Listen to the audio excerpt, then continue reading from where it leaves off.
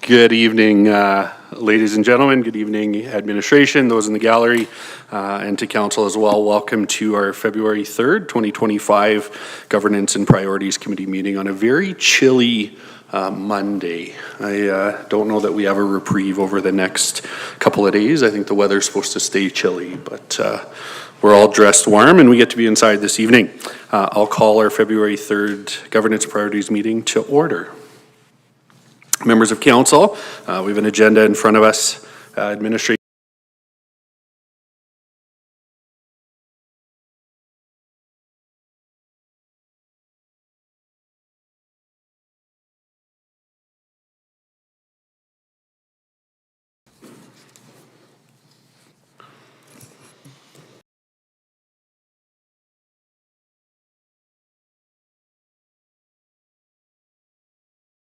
You, sir. We'll call that to question. All in favor? And that is carried. Thank you. On our agenda next, we have item 3. This is our public input session. The time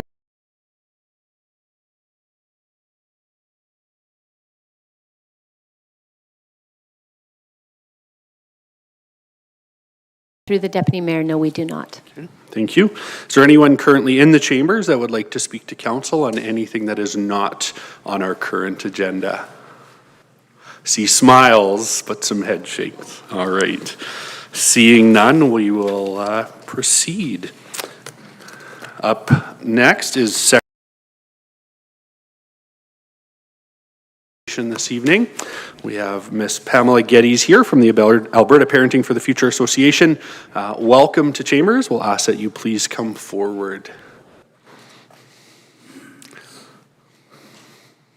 Thank you, ladies. We'll get you to print your name on the sign-in sheet there in front of you. And then you might even already be on there. There you go. Perfect. All right. Well, we have these new mics, so there is a button there. It will light up red when your mic is on, and we'll just ask that you push that button when you're ready to speak. Yeah, the mic in front of you there, you can just pull it towards you. That's okay. Yeah, perfect. There'll be 2 buttons. One has an X through it. We don't want that one. You can touch the button on the other side, and that will turn your mic on for you. A little picture of a mouth with some volume symbols.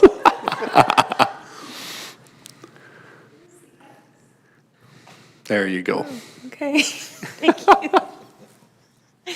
Well, this is a great start to the day. Thank you for having me. So, good evening. Mayor Choi, Deputy Mayor Anderson, councillors, and everybody else here who works diligently to enhance the well-being of our community members. I'm here tonight with our board chair, Chantal McKenzie, and our board secretary, Anne Montgomery. And to my right is our community projects coordinator, grants administrator, and senior, but only by means of specialized training and length of service and not age, Catherine Way, as our program facilitator. So we're going to share to you today how Alberta Parenting for the Future enhances the well-being of community through our programs and services. There is a handout that you're going to get at the end because I didn't want you to read in advance and have all the answers. So that's why. So most of you are probably thinking, wow, it seems like you've been presenting here for 33 years. Well, indeed, that's how long APFA has been in the community, which is why we have our experience, our tenacity, and our commitment to the well-being of families, and Stony Plain makes us one of your best community assets, Alberta Parenting. Now, as I said, I have a handout after, and today I'm going to focus only on our successes and how we're informing the next 5 years. And with that, I have 5 takeaways and 1 ask. Stay tuned.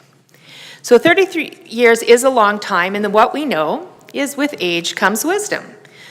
We've been around this long because we're adept at navigating change. We're flexible in our service delivery model. And annually, we evaluate, survey, and use best practices to ensure we offer the most up-to-date, evidence-based programs and services. We are absolutely committed to having well-trained staff. They receive extensive professional development annually.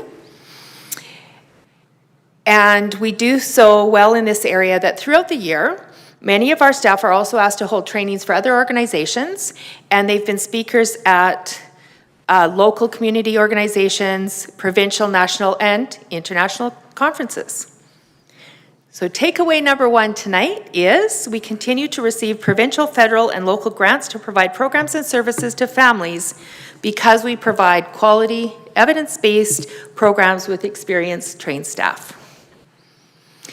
We started initially as a single source funded child development program for people with newborn to 5 years old children. And over the years, as our funding increased with our reputation for service excellence, and it grew to include parent education, family support, home visitation, and services to youth up to age 18. And we prefer to partner in program delivery and community events without duplicating services, because that way we can stretch everyone's dollar a little bit more. Takeaway number 2 is that in 2024, individuals have accessed our programs and services 28,000 times. That is not unique individuals.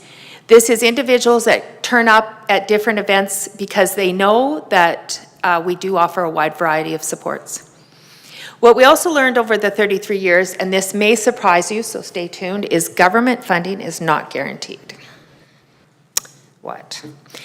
But with exemplary fiscal management, a willingness to try new things, and operating a tight ship with oversight from our strong governance board, we continue to have our contracts renewed and have been successful in securing new sources of funding in order to augment our services. So our exciting newest example that we just received for January 1st is from the Edmonton Community Foundation. They believe in what we do, and they're funding us for a youth mental wellness program that includes services with our kitchen. So that started January, Thursday nights.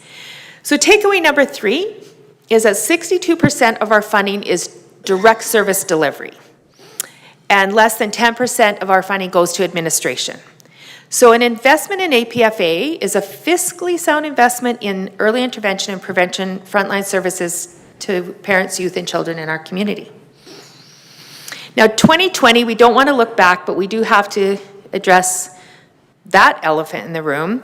It really challenged us both fiscally and with our human resources. And at the same time that the pandemic hit, the provincial government's funding model and scope of service changed.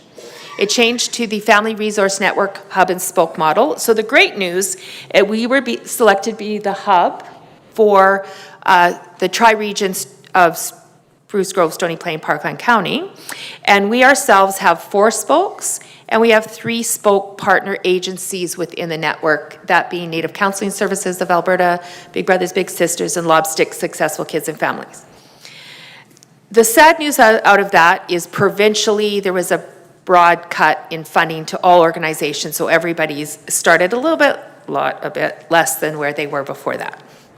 So takeaway number 4 is now we provide through a hub and spoke service model, universal, targeted, and intensive services to families with children newborn to 18. So collectively, we provide a matrix of free wraparound services that support the development of strong, healthy families. Now, some exciting news is April 1st of this year, we will celebrate 10 years in the Family Connection Center. And I know inside your head, you're all thinking you mean the good old Sam, the old good Sam, whatever it was called. And you, the town, were very instrumental in our success to create this hub of social purpose organizations, sharing one space, under one roof. A community can gather, can receive multiple services in one visit, and have a safe space in which they are accepted and can feel a sense of belonging. Now, some of you who weren't here 10 years ago are saying, how did the town have a hand in this? Well, first I want to acknowledge Brenda Otto. My partner in crime, my muse, not sure. She was the one who, I approached her to say, we're in the Perk building, it's not a good scene. What can we do? And she suggested that we contact Jean Dubb, the owner of the building that we're in, and gave me the encouragement to do so. And then the second thing is Catherine and I took the MacEwan University Social Innovation and Change-Making Certificate Program, along with many of the town staff and community members. Carl was there. And this inspired us to create this space. And so April 1st, 2015, we moved in. And because we're a nonprofit center with all nonprofit tenants, we annually receive, with our extreme thanks, a tax relief from the town, and we pass all of this along to our tenants and operate the building at a zero budget. Now, we have had tenant partners come and go over the years, and we're proud to say that we still connect with them on a variety of community projects and services. And currently within the center, we have the Lac Ste. Anne Métis Community Association, Rotary Club of Stony Plain, Native Counseling Services of Alberta, the Stony Plain Art Studio, Big Brothers Big Sisters, and our newest tenant is the Westview Health Foundation. They just moved in. So we also rent space to multiple other organizations and service providers, including those who supply direct, targeted, and intensive supports for children and youth, such as a psychologist who's funded through the federal government to provide free services. Well, it's not free, the government pays, but kind of free. Speech and language and occupational therapists who are funded through FSCD. So our tenant partners, plus our community partners who have jointly hosted 336 meetings and programs and events in our center, are putting our center to good use. So last Thursday, we all gathered as a community to look at how to nourish our connections and create a sense of belonging. And the Family Connections Center is an example of how this can happen and is happening here in your community, our community. Except I live in Parkland County, don't hold that against me. So takeaway number 5 is that we are signing a lease for another 5 years with Mr. Dubb. And he has expressed an appreciation for what we've accomplished with the building, and he is supportive of applications for grants and initiatives that invest in the infrastructure and improvements to the building. And some of those things that we've been exploring have been an elevator to the new basement, not the old basement, and green energy windows, whatever those might be, and hopefully air conditioning. So our final words tonight that I would like to leave with you is we're proud of our staff who provide a high level of service to the community. We are proud of our Family Connection Center and the value it brings to the town. And we are proud of ourselves and our operational excellence. The moment you've all been waiting for is our ask. And tonight, this year, we are entering into the next round of applications for the Family Resource Network for another 5 years. And so 5 years ago, we received a letter of support from the town of Stony Plain, and we are hoping we can count on a letter of support for the town of Stony Plain to continue serving you for another 5 years. And the floor is yours. Wow, thank you so much for being here. You talk about the pride that you have in your organization and your partners and your staff, but I think I can confidently say, not just from council and our team here at the town of Stony Plain, but our residents as well, that we're proud that you call Stony Plain home. And we appreciate all that you bring to Stony Plain and our region. So thank you for all you do. I'm going to turn to council for any questions or comments on the presentation this evening. Councillor Hansard, please. Thank you, Mr. Deputy Mayor. Well, Ms. Geddes knows me well enough to know I speak directly from my heart. Pam, when you first came to me with this idea, I was sitting on council and I thought, you are crazy. You are crazy to go into that building and take that on. And I asked you all kinds of questions about the lease agreement and that kind of thing and cautioned you in many ways. And I still came away extremely suspect, not of you, but of the whole idea. And honestly, people have thought I was crazy too, but we've got a lot of stuff here because I was a little bit crazy. So what I will say is I always believed in you, did not believe in this idea. And I guess I have to sit here and say I was wrong. And I can say that. But it didn't take me long hanging around with you that I came to believe in your idea, because you believed in it so forcefully and you would not let up. And you had doors shut in your face, and you had people say no, and not everybody bought your vision. You do remember those days, don't you? Lots of those days.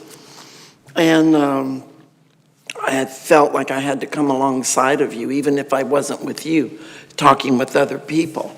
Give it a go. You've got to have a driver, somebody that really is driven to do this, and you've got that. If anybody can make it happen, it will be Pam and her board. So whoever was on your board then and all these years in between, congratulations. Look at what you've become. Look at what you've done. Look at what you've accomplished. Look at the number of people you've helped. And then going over this somewhat quickly here, because they're on our desk as we came in, I'm going, holy moly, congratulations. And I'm just curious, do you see growth in who you're going to be able to reach, and growth in new ideas to encompass in your hub? Or do you basically see continuing to serve the groups that you're serving and roughly the same numbers of people? Well, thank you for your kind words, Pat. I know you weren't the only one who thought I'd taken a step on the wild side. But I do also want to acknowledge Catherine, that because she was one of only a few people who saw the vision, even though when we went in to see the building for the first time, there was no lights. That's probably good. Was probably a good thing. And it didn't smell good. No, no, it did not smell good. We came to this turning point. 10 years is a big deal. And so we've decided you can do two things, go big or go home. So we're going to go big, not quickly, but continue to move forward. And just when you think you have shaken the weeds and all the tenants, there's no more nonprofits or tenants, we found most recently, like I said, the Westview Health Foundation. And Catherine's been working with another group that is very interested in space. They're just working out their funding. Groups that we didn't think would join us. In here, we did say we have 2 vacant offices. It's 2 because we really like to have a lot of storage spaces of stuff so we can look at it and not have to rummage, but we can move things and make more spaces. A couple of things that we've done with purpose is during the pandemic, when the Parkland School Division had to move out of the basement because of it was operating the classroom, and they made a few other decisions on infrastructure and buildings that they lease versus own. We made the conscious decision not to rent that basement to one tenant anymore. So since the beginning, it had been one tenant. So we've been using it for our own programs and doing a lot of rentals. Its limitation being there's no elevator, so it is stair access only. So for 5 years, we've been able to support that space. So if we look at opportunity, there is a lot of opportunity still, and we get, I would say, 2 requests a year for long-term rent of that space, and we have right now been turning them down just because we want to see if we can continue that way. The other asset that we have is the kitchen. We regularly get requests for people who need a commercial kitchen to prepare their goods for sale at farmers markets or through their businesses or catering. And we've also turned them down because at the moment, we just don't want to add that extra burden to the infrastructure of the building.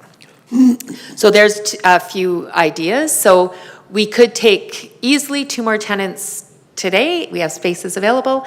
Plus we have some other ideas on how that will work. And the other area is one-off rentals. We tried and quit birthday parties for kids because, believe it or not, for an organization that works with families and children, we really don't want your child's birthday party in our building.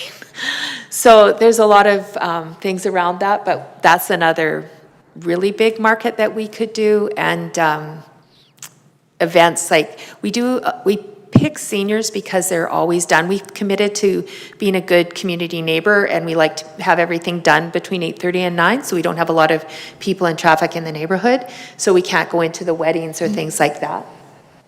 But we could do more of the one-time rentals, but that's a whole other step. Is that enough? Thank you. And can I just add a moment from the programming side of it? You asked if we do things the same. One of the great things about Alberta Parenting is that we work with the expressed needs of the families. So over the years, we see the programs. For instance, you'll see a parent education piece here. We always have new programs to address the needs that families express. So we have one that's listed there called Family Transitions, really helping to address high conflict when parents separate or divorce or transition to a new home. We're also working with newcomer populations and understanding how the demographics are changing in this region. So we always try to stay very current in how we're delivering program, even delivering hybrid when people need it. Awesome. Thank you, Councillor Hansard. I don't know if this was the booklet that you were hoping we would get after, but I was sitting at our desk when we came in. One of the things I noted, and you spoke about the parent, being responsive to what parents are asking for, and I think between parent education and family support sessions, over 500 different programs reaching over 3,000 people, and so tremendous reach and a tremendous number of offerings, and great to hear and see some of those numbers. The number I think you threw out in terms of touch points, 28,000, is so significant, but being able to break it down and see what that looks like really helps us understand the work that goes on at the Family Connection Center. So thank you for that. I'm going to look to council for any additional questions or comments. Mayor Choi. Thank you, Deputy Mayor, and thank you for the presentation. And obviously, it's always good to see Alberta Parenting for the Future here. 10 years ago, I thought you were crazy, but I believed in you. But definitely, on behalf of our residents, thank you for being that kind of, we said, hub and spoke for our community services in our community. The idea of having so many other organizations in a single building that allows you to kind of network, connect, and kind of give that wraparound services to the many people that come in, so you don't have to feel ashamed if you're going to one department or another, because nobody knows why you're there. You can be there for a children's program, a family event. There's no stigma, so that was a great thought. I noticed also in the program that you've provided over the last few years, I noticed most recently you've started adding a youth component. Can you explain a little bit more about that as well?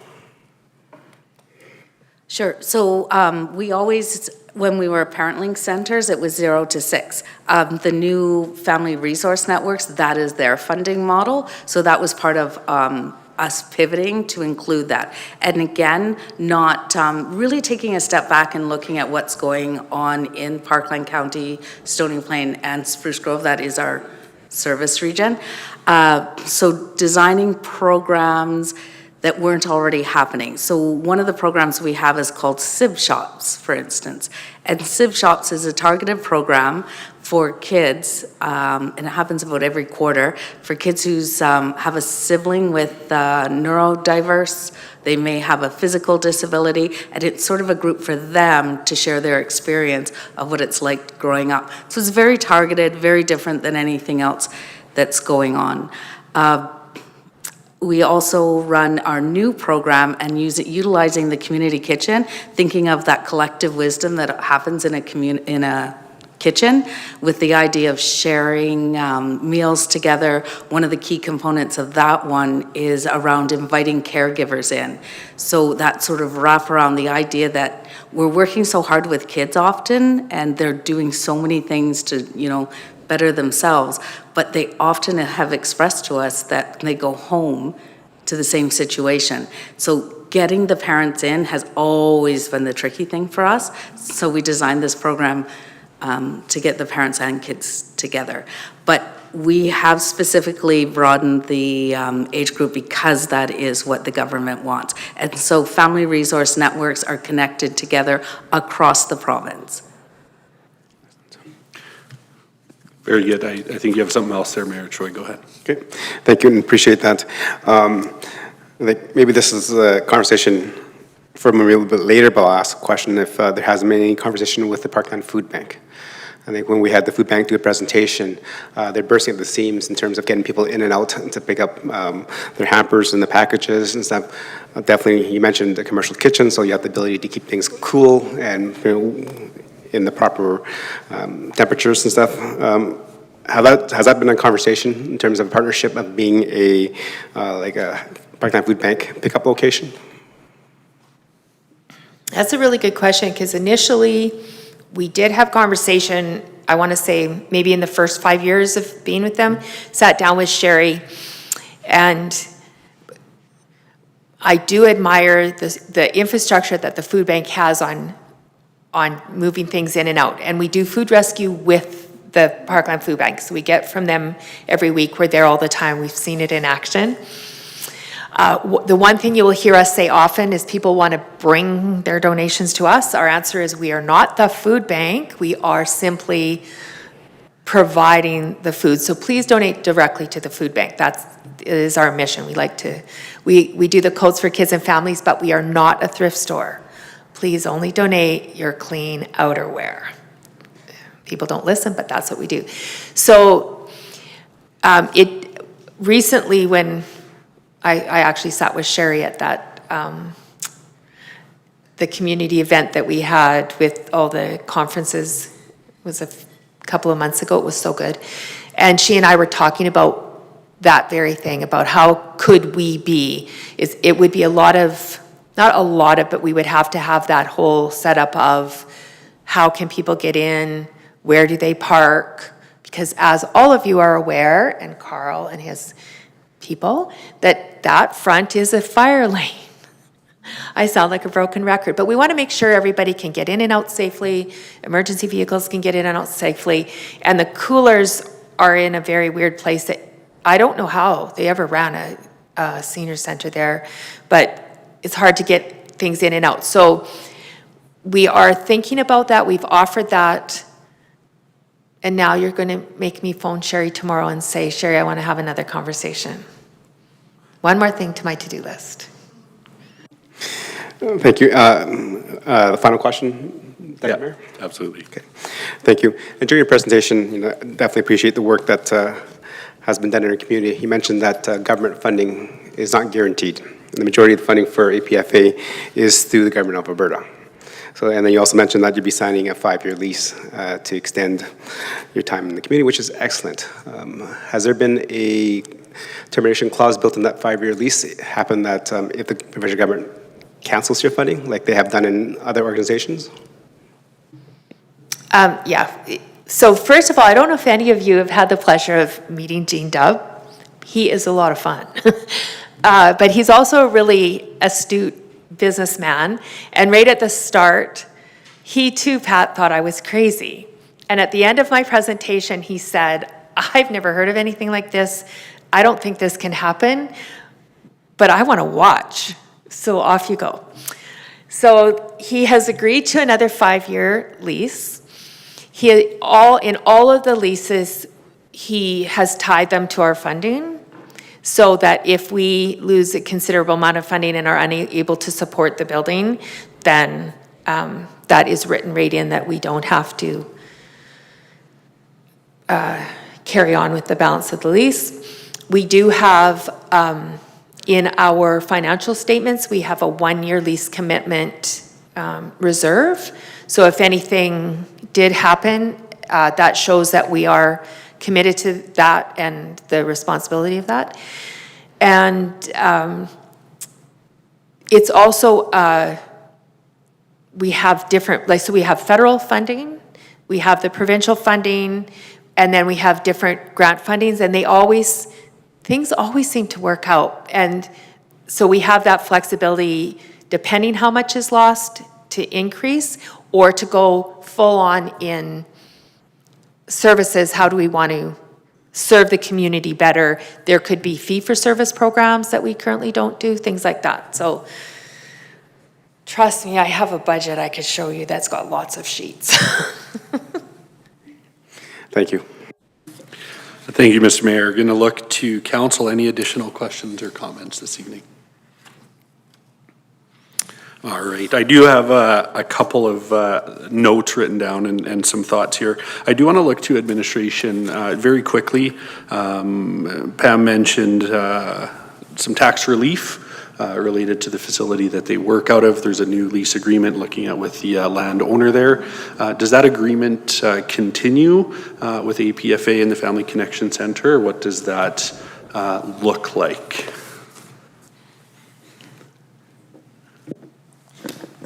Thank you, Mr. Deputy Mayor. I don't know that we can comment very specifically. Bit of a blank over here on that end, but we can certainly check in with Pam, or Pam can answer. That's what I meant. There's a form that we fill in every year, and it gets sent to, I want to say someone named Donna, D-A-W-N-A, but I may be completely wrong. Anyway, it comes to the town, and we have to list all of our stuff, and because it has to be an X percentage of nonprofit services in the building, and right now it's 100%, so it was easy. And we do that, it used to be, I think, every 3 years, but now it's annually. So we do it, so every year it's a request.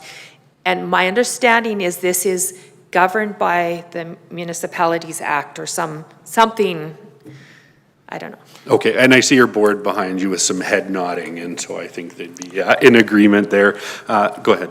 Yeah, thank you, Mr. Deputy Mayor. Yeah, so I think what's being referred to is, nonprofits that are in leaseholds or so on and so forth. There is a process identified where they can submit to the town, and it's throughout the MGA. There's what qualifies, what doesn't qualify, so on and so forth. But we have a number of those in the community. We have been fairly consistent in that if those things come in and they're, the T's are crossed, the I's are dotted kind of thing, there's not much question on our side to the process, and they go through reasonably straightforward. Perfect, thank you for that. And I directed the question in the wrong place, so I apologize. I should have just asked you. The ask this evening was for a letter of support. I had thought Mayor Choi would jump on that during his comments, but I'm going to throw it back either to Mayor Choi or administration. Certainly, I'm in support of APFA and what you do in our community, but just sort of the process for that letter of support to come forward for the work that's going on. Yes, thank you, Deputy Mayor. And yes, I think the Councilman has been happy to supply that letter of support over the years. And the fee for that is a special trade. So we'll take care of that later on. Thank you. Cookies, right? Cookie? Oh, this is a Pokemon reference. Well, listen, I'm just going to move on. One of the things I noted, which I really am struggling to wrap my head around a little bit, and just in awe of what your team does, and that's 9,808 requests for information. Now, this is on top of programs offered, facility management, and all of the other things that you do. And I took the number 250 days a year, give or take. 8 hours a day. You're looking at 40 calls or interactions, touch points a day, 5 an hour, every 12 minutes. And so just a tremendous amount of gratitude for just that single piece of what that looks like to be an organization that sort of is an information holder and a resource sort of holder to be able to direct people in a manner that would best serve the needs that they're coming forward with. And if that was the only stat that I heard today, would have tremendous gratitude for what you do. But you layer on top of that the 28,000, touch points, the thousands of programs. A quick look on your calendar, I see everywhere from 3 to 7 programs, or even 8 a day going on. And so certainly a tremendous amount of gratitude from us, from a grateful community for all that you do. And certainly a letter of support, I think, is the least that we can do. Please. When you mention that, and yes, some days the phone and people coming in seems like a lot. But on our calendar, we have a tremendous amount of programs, but what that doesn't, you don't see are the number of intensive services we offer. So when I think about being part of the VITRA protocol between the area, sitting with the Sunrise teams and the Footsteps programs, working individually with families who are going, like, connected with multiple systems, justice, children and family services, that part that's never sort of seen on the outside. I just wanted to add that in. Just another layer of what you bring and the service that you provide. I know, or I'm confident, I shouldn't say I know, that you have many touch points with our General Manager of Community and Social Development. I didn't see her here this evening, but you know, she does great work on the town side. I know she's always reaching out to our community partners, and one of the things I know that she appreciates and has spoken to is trying to avoid duplicity in service offerings, that, you know, if we can look at what's missing and try to bring those to the table instead of offering the same thing, you know, at multiple touch points. You know, as council last year, we added youth programming and the idea of the value that youth bring to our community and to our strategic plan, and what does that look like moving forward. And so it's exciting for me to hear that, you know, has been a little bit of a shift in your programming, and that although there were some elements, that there's a greater focus today, and as our staff sort of go through what youth services look like in the community from a municipality perspective, I know there's synergy to be found, and certainly opportunity for continue to work together. And so thank you for council, from our staff and a grateful community. Thank you for being here and sharing with us this evening.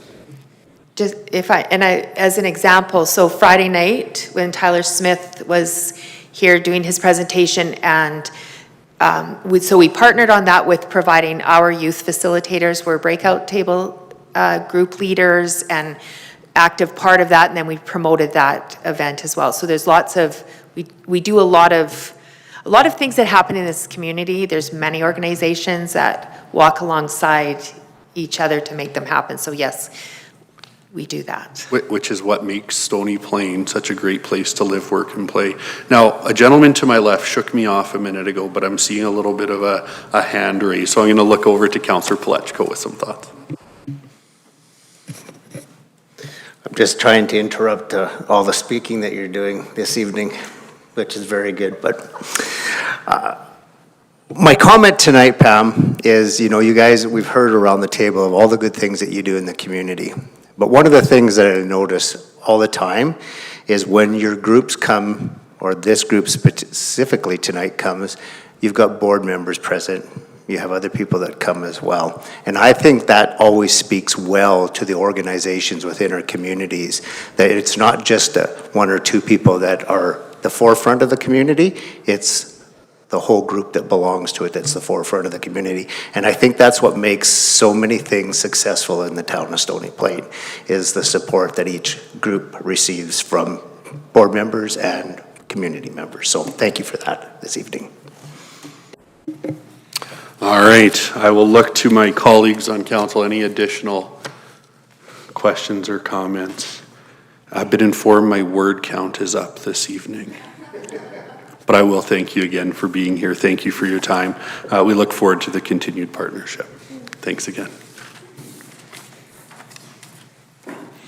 Mr. Deputy Mayor, should we take a recess and just take a photo with the Alberta Parent Chief for the future? Do we need to take a recess to do that, or can we just take the picture? Yeah, we've been, last little while, we've been taking a recess. All right. So we will take a brief recess. We will come back in about 11 minutes, so 5:50. Thanks.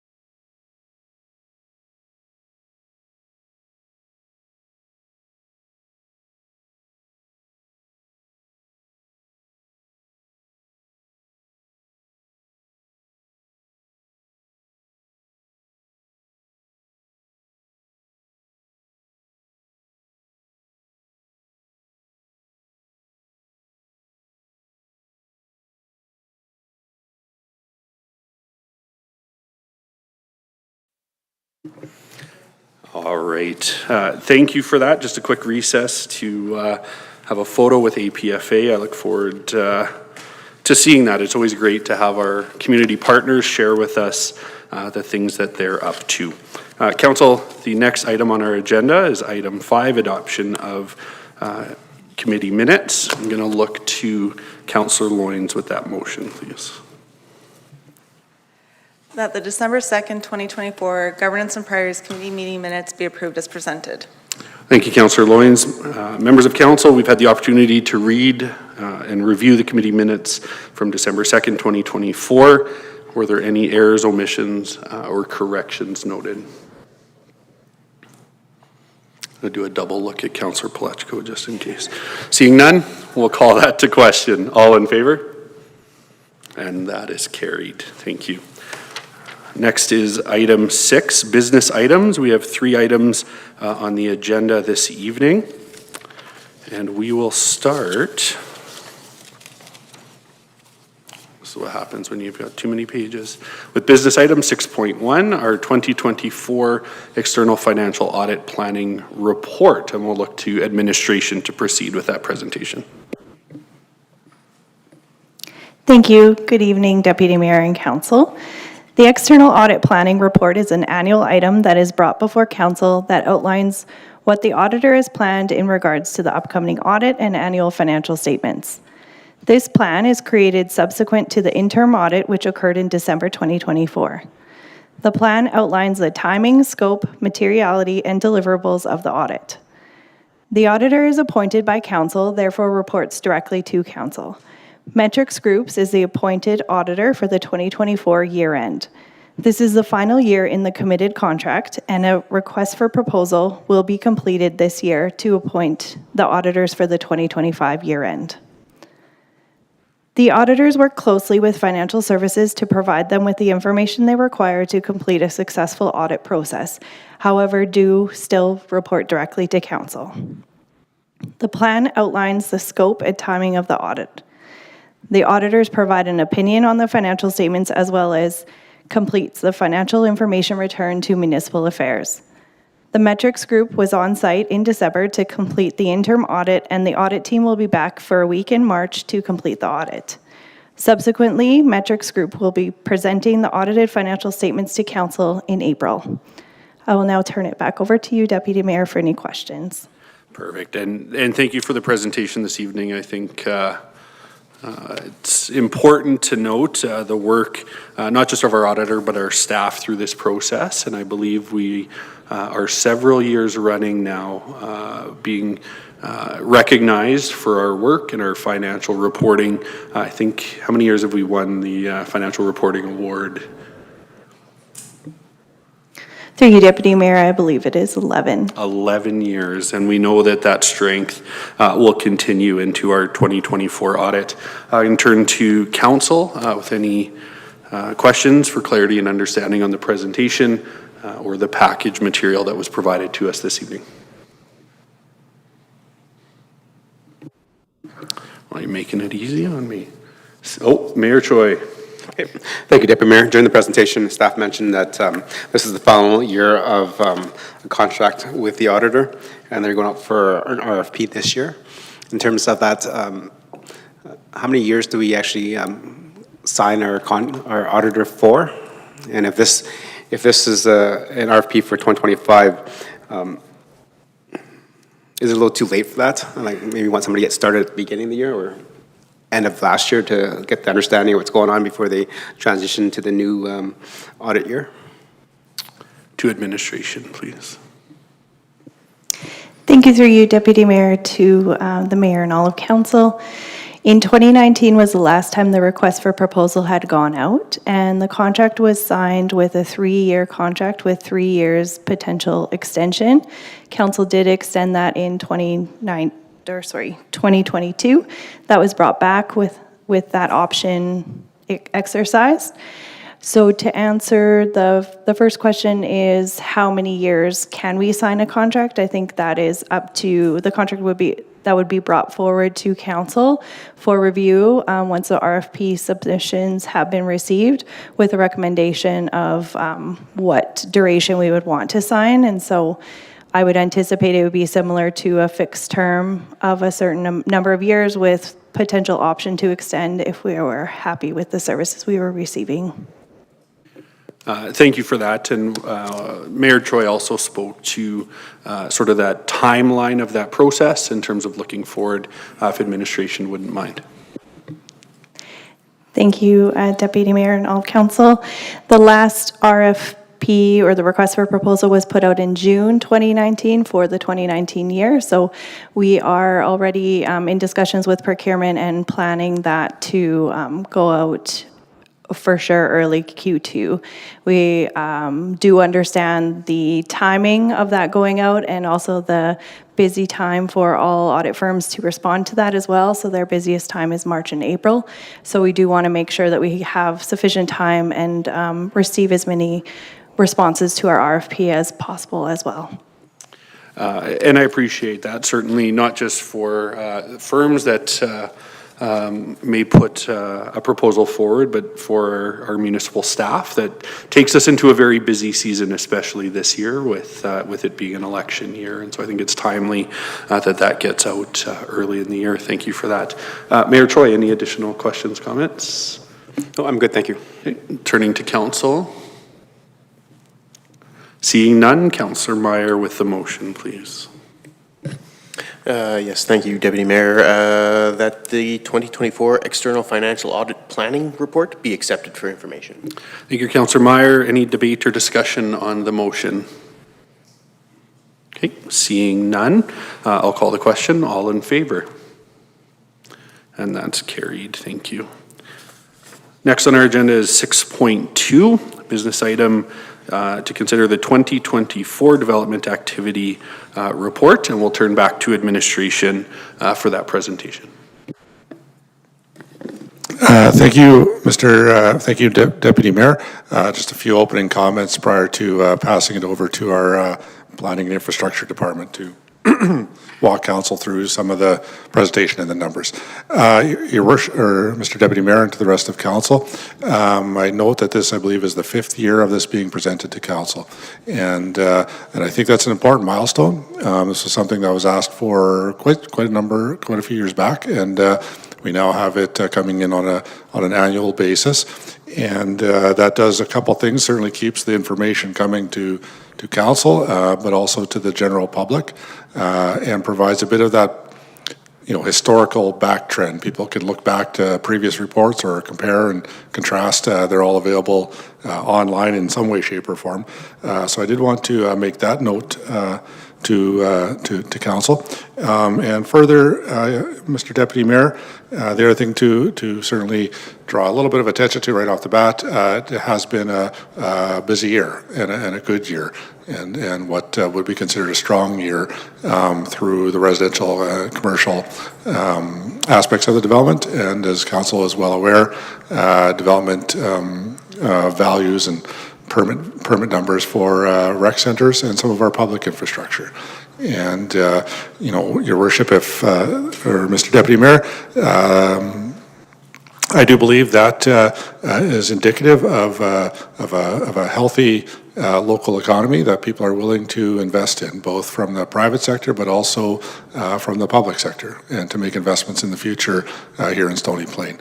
There's quite a bit of information. I know our team over there will walk you through a bunch of numbers and charts and whatnot that will provide some perspective, both historical and a bit of a future perspective as to where we may be heading. So.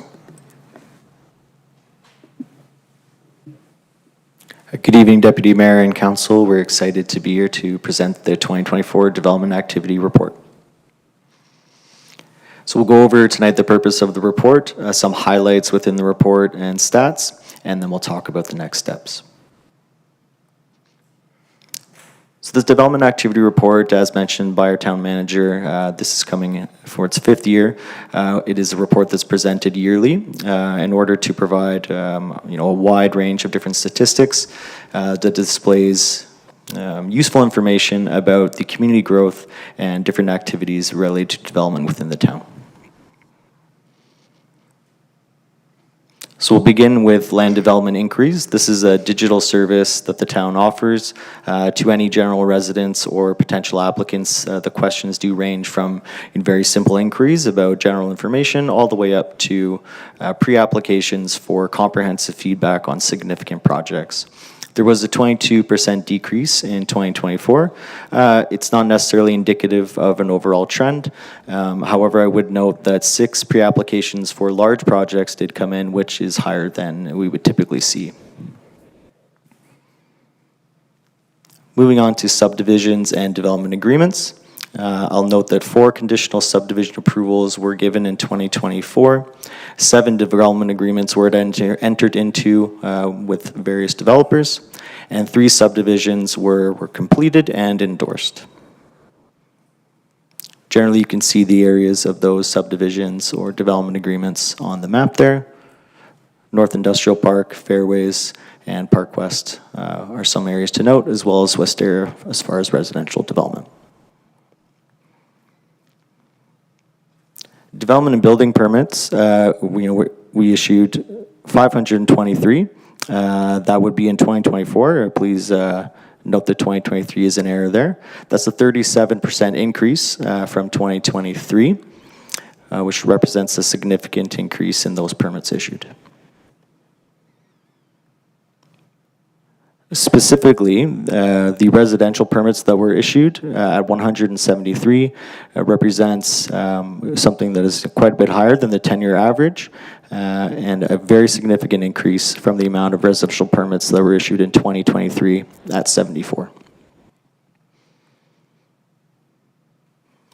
The areas in which these permits are being issued, a large concentration in the Sun Meadows area as well as in Westera.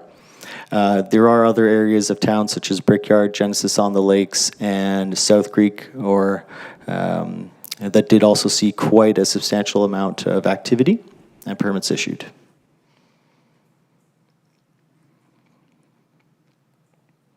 Commercial industrial permits were issued at a steady pace, something that is we've noticed a similar amount being issued year over year. However, there were some quite large projects that represented a significant increase in permit value, which we will go into a little bit more later. So looking at a breakdown of new construction versus improvements, an overall increase in both new construction as well as improvements to existing developments in the town. However, a very significant amount of increase in new construction, 128% increase from 2023.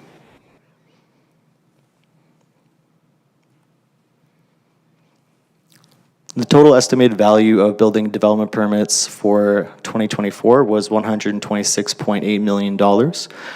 It should be noted, however, though, that 44.2 million of that overall number was due to the town's community recreation center as well as the new public works building being initiated, which represented a very large amount. However, even if you were to subtract those 2 developments, we would still be sitting in excess of $80 million, which represents a significant increase from 2023.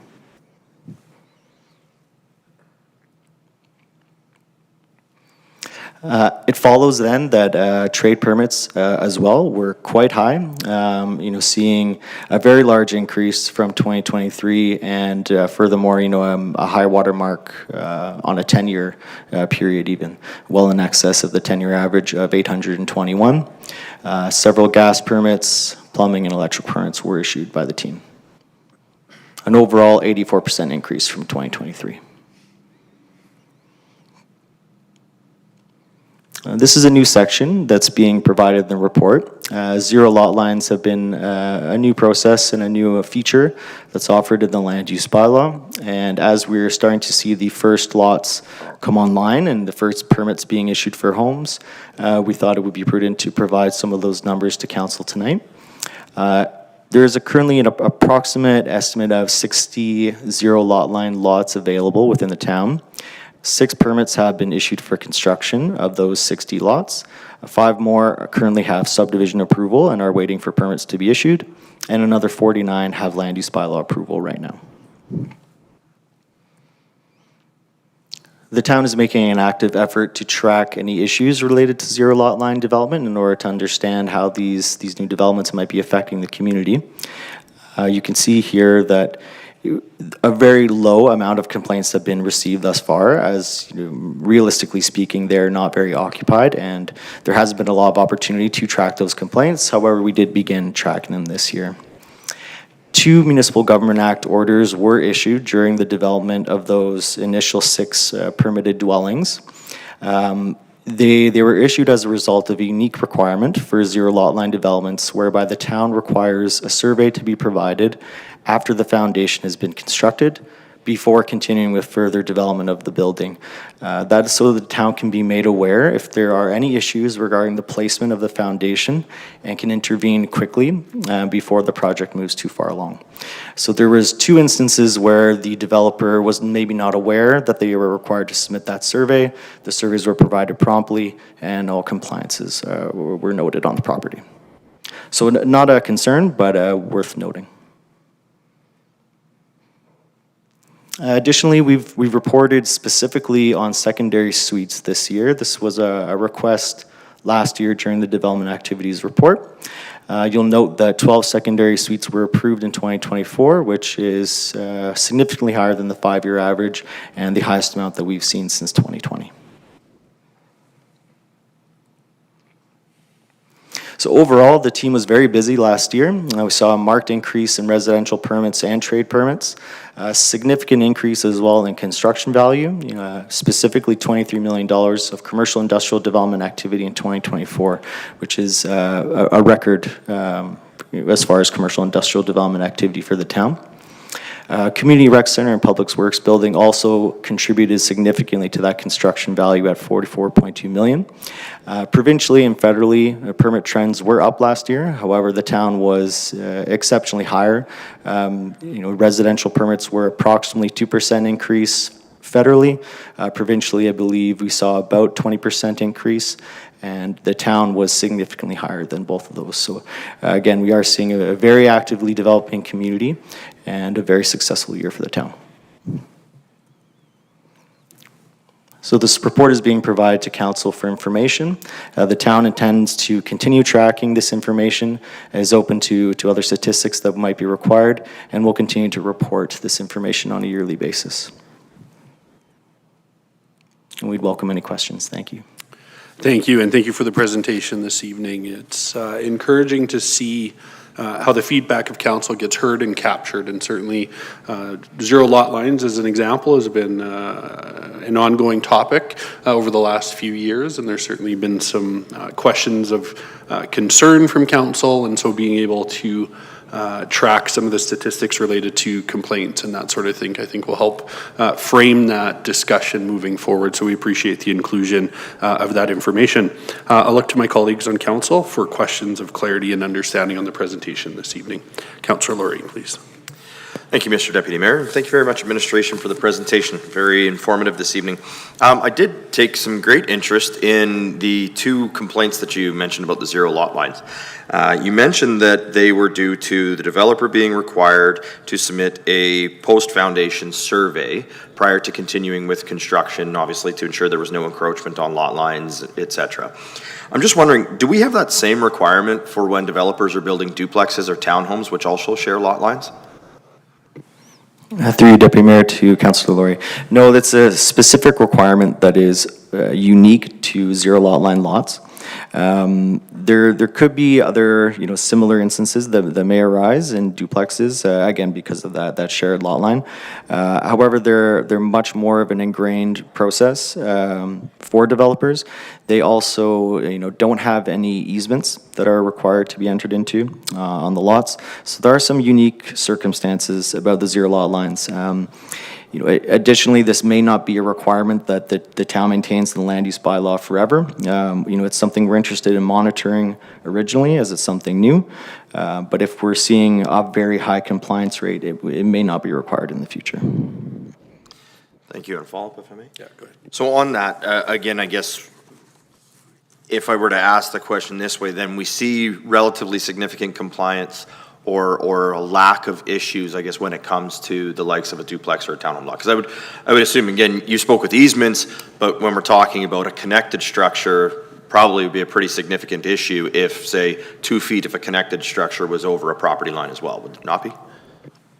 Through you, Deputy Mayor, to Councillor Laurie, absolutely, that would be a significant issue. I don't mean to downplay the severity there, but like you mentioned, it's not something that we've noticed compliance issues on. There's a very high compliance rate, perhaps 100%, and seeing as how zero lot lines were something new for the town, we wanted to be extra prudent, but it may not be a measure that's entirely necessary. Thank you for that. And sorry, just really quickly, could you please clarify, was that requirement an MGA requirement or a Town of Stony Plain requirement? Did the requirement for that extra survey, come from the province, or was that something we chose to do? To you, Deputy Mayor, it is well, it may be required in other jurisdictions as well, but it is not a provincial requirement. It is a Town of Stony Plain requirement. Okay, thank you. Did you have a follow-up, Councillor Laurie? I do, thank you very much.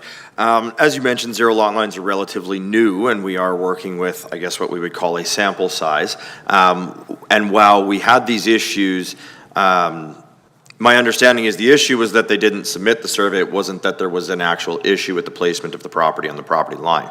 Therefore, at what point in time, or after how long of a period of time of observing this development would we remove that? Because that does seem like a little bit of an extra step and extra expense on developers. Through you, Deputy Mayor, to Councillor Laurie. We have not set a firm timeline on when it might be removed. It's an ongoing monitoring exercise that we're undertaking right now. We haven't contemplated the removal yet, as we're just seeing the very first permits being issued. I would suggest we're probably some years away, perhaps, from removing requirements.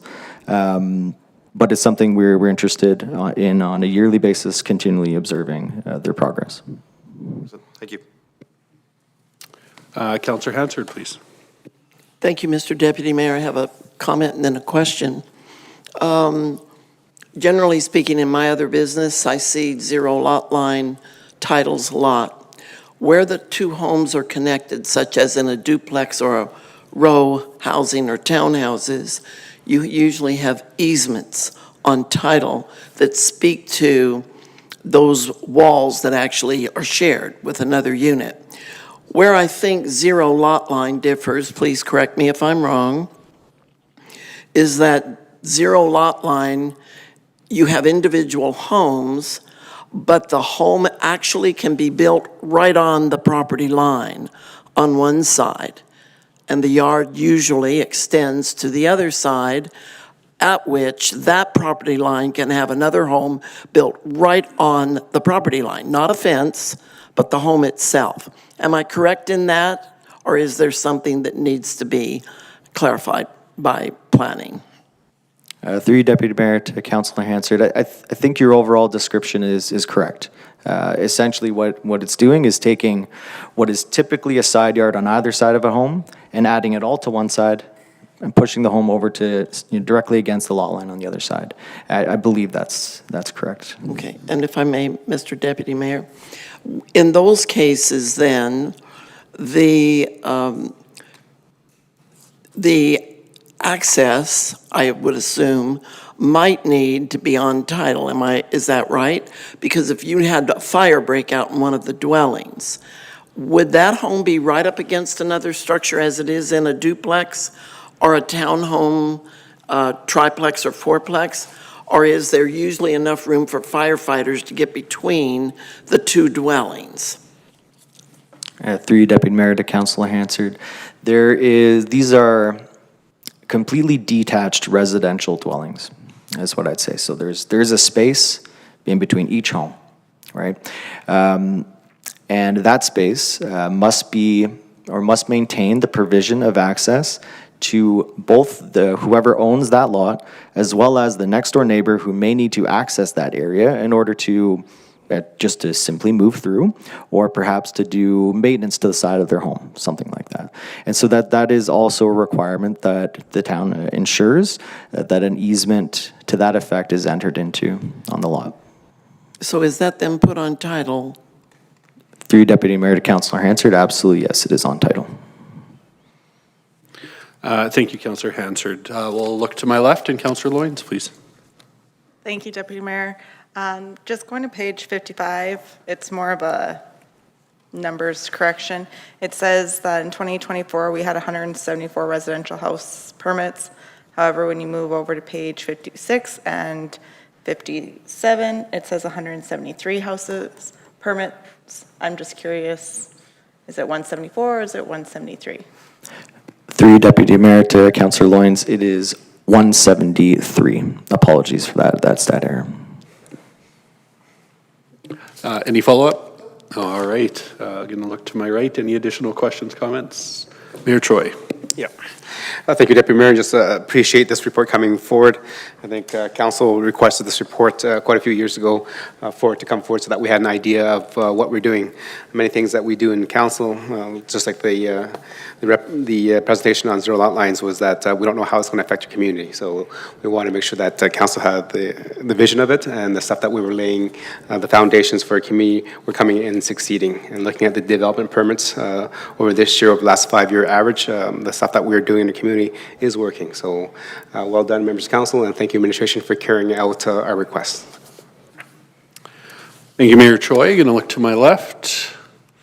All right. Thank you, council. I do have one question, and I'm going to ask administration to paint a little bit of a picture here. Certainly, we have some public members that were in the gallery earlier. I know we have some viewing online. One of the things that I think sometimes happens is we see these reports come in, and the question is, well, how does that actually connect to sort of the day-to-day of the resident? And certainly, when we see these, one of the first things that came to my mind was the connection to the Housing Accelerator Fund, which has been a hot topic of discussion as a municipality. Some excitement around some grant dollars that have come into the municipality to help support the work that's going on in development. And so I'm going to look to administration just for some comments, if you wouldn't mind, how the data that we see here connects to the Housing Accelerator Fund, sort of the goal there, and what that means for us as a municipality. Through the Deputy Mayor to all of council, I'm excited for the question. Again, very happy that we did get the half funding. We've been working through a lot of different projects throughout that. I guess what I would say is that perhaps in light, given some of the projects are still going on right now, really for the reporting of the half, we do need to report on the number of residential dwellings that we have each year since we signed the half report back in February of last year. So ultimately we report year to year. So all the permits that are included in here that we had since about the middle of February would count towards our first 12 months of reporting, which is coming up quite soon. So really, in essence, the half connection is specifically to the residential permits that we reported on today. That number being 173 is properly reported. Again, we've actually looked, I know just some of the stats that I've seen in this last month, we have over 20 new starts in January, so that's keeping that number quite nice, close kind of around that at least 170 something. My recollection is we needed about an average of about 137 per year. So again, 170 is a little bit higher than 137. So overall, again, good trend, starting us off for a very solid first year, and we're just looking forward to higher numbers in the next 2 years. Perfect, thank you for that. And I wanted to save some of my allowable word count by having admin speak a little bit to that. But as part of half, there was certainly some upfront funding that we received, and another portion of funding that was contingent on the number of housing starts, I believe in a 3-year period.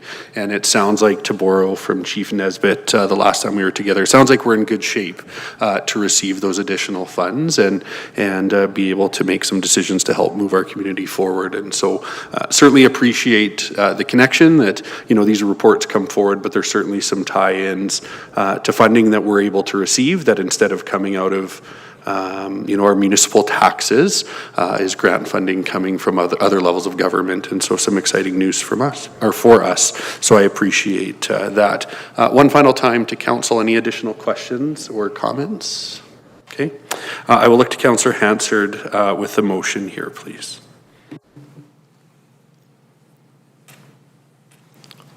Thank you, Mr. Deputy Mayor. I move that the 2024 Development Activity Report be accepted for information. Thank you, Councillor Hansard. Any debate or discussion from council on the motion this evening? Councillor Hansard, please. Thank you, Mr. Deputy Mayor.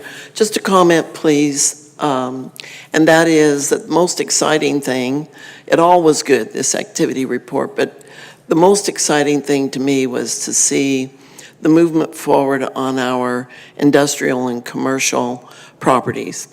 It has been the long-term goal of council, certainly this council, to grow that sector of our taxable community because that evens the taxes out and makes residential more affordable.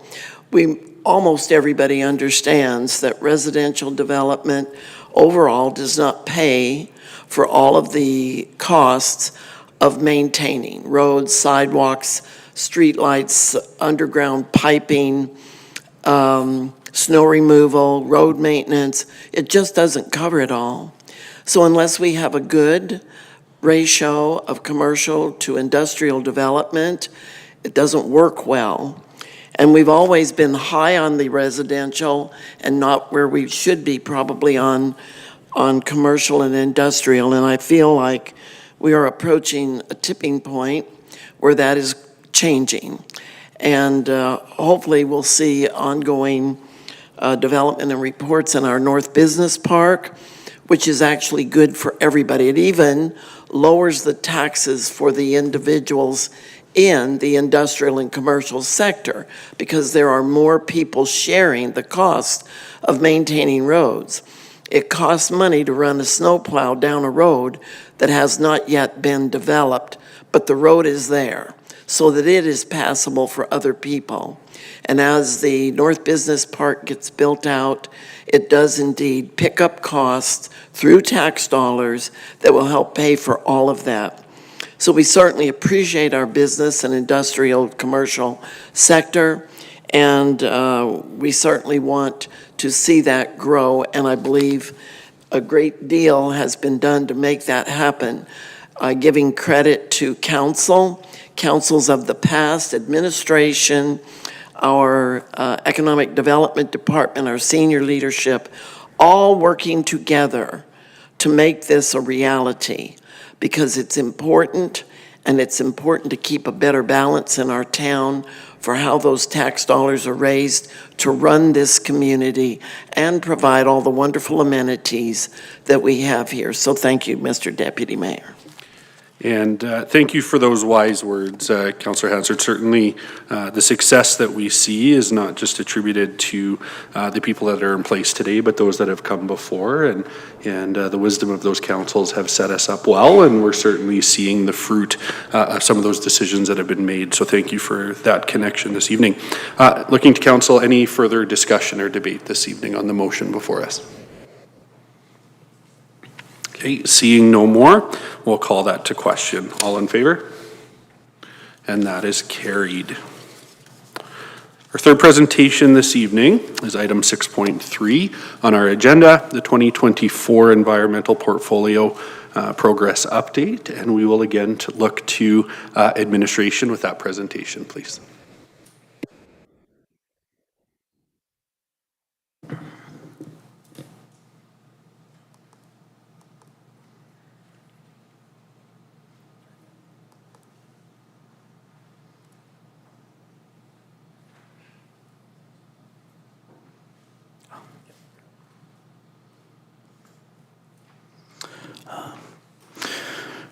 Good evening, Council.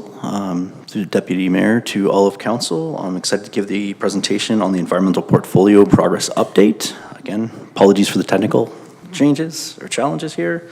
But again, this is the 2024 Environmental Portfolio Update.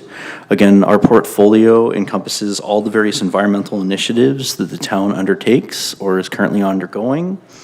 Includes everything that is either active, inactive, underway, or complete. We try to highlight any of the notable updates that are ongoing or completed or just started. And we make notes specifically to any that have been either added to the various categories or removed or moved within from one category to another. So again, just looking at a high level here, this aligns with our strategic plan in terms of the environmental responsibility. Key actions are consider initiatives that are guided by both the environmental master plan and the urban agricultural plan. This here follows the outcomes of the environmental stewardship strategy and the actions that are within that. At a very high level, in yellow, we have the municipal development plan, which is really just highlighting the theme of environmental responsibility in a high policy framework. Within that, we get a little more detailed in the environmental master plan. This here specifically shows a vision, theme, and policies under that environmental responsibility theme from the MDP. And then we have more of our strategy or an action plan, which sets out the goals and the actions in the environmental stewardship strategy. Again, the high-level background, we've got 5 different environmental stewardship strategy themes, including energy, land, air, water, and waste. And in terms of the various categories that our initiatives are outlined in are the ongoing initiatives, those that are within the action plan, external initiatives, which we do with our partners in the region, and beyond the action plan, which are ones that are of merit but are not in one of the other 3 specific categories. In terms of some of the notable actions that took place in 2024, as in the past year, we did have the Microhabitat Urban Garden. As part of this arrangement, we have had 2 workshops, and any of the produce that was grown was donated to the Parkland Food Bank.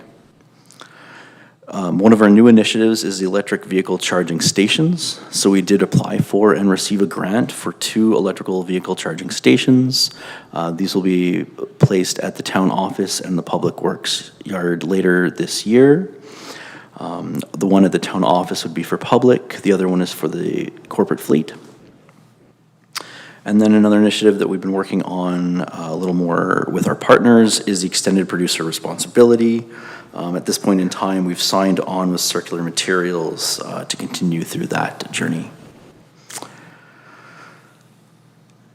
This year, we did wrap up the agricultural master plan work in the form of the municipal development plan that came to council earlier in 2024, which again featured a lot of the agricultural related policies. The new water meters is something the town's been working on for several years. This is really the implementation in 2024 with further rollout into the future years. Again, this is to prevent, fewer leaks. Leak detection is how it's kind of attached to the environmental portfolio. And then in terms of the recreation center and public works building, these buildings have been made solar ready. They use a variety of LED lights and other features that are considered environmental practices. In terms of our ongoing initiatives, under the energy, we continue to have the 10 LEDs at the Rotary Park that were previously announced. I believe it was last year.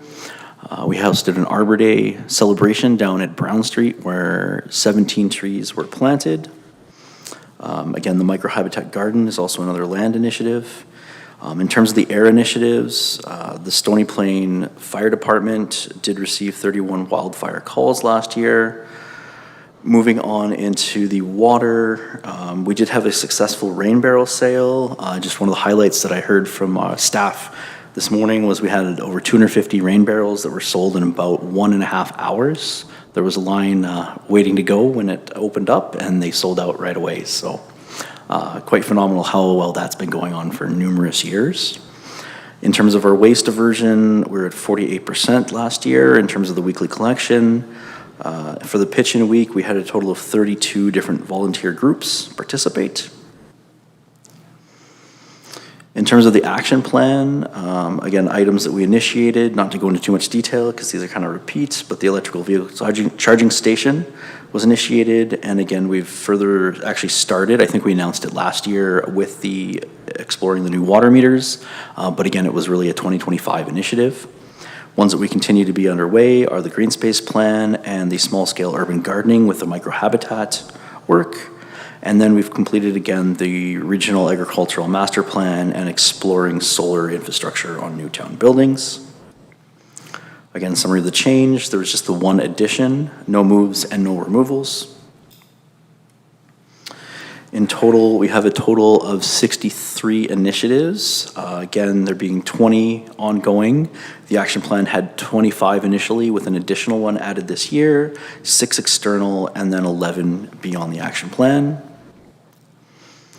So again, tonight, we present this to council for information, and administration will continue to implement the environmental stewardship strategy and then report on it through our annual reporting. Thank you. Thank you for the presentation this evening. One of the things that come to mind as you went through your presentation this evening and saw it in our agenda was a conversation that was had at our recent strategic planning, and there's a question that sort of came up about, you know, I think there's 4 key actions under the strategic pillar of the environmental responsibility, and there's some questions about why is that and why do we only see 4 there. This evening we hear 63, I believe was the number of initiatives and sort of key actions that are underway, and I think a key piece when it comes to our environmental responsibility, not just as a strategic pillar, but as the influence that it has on all of our other strategic pillars and how that influences, you know, even our participation in the region around waste diversion, our land use density targets that we set out for the municipality, trying to, you know, minimize urban sprawl and all of these different pieces. And so as much as a strategic pillar, it's also become very much a guiding principle for all the other work that we do, and so appreciate the presentation this evening. We're going to look to council for any questions of clarity or understanding on the presentation. Councillor Meyer, please.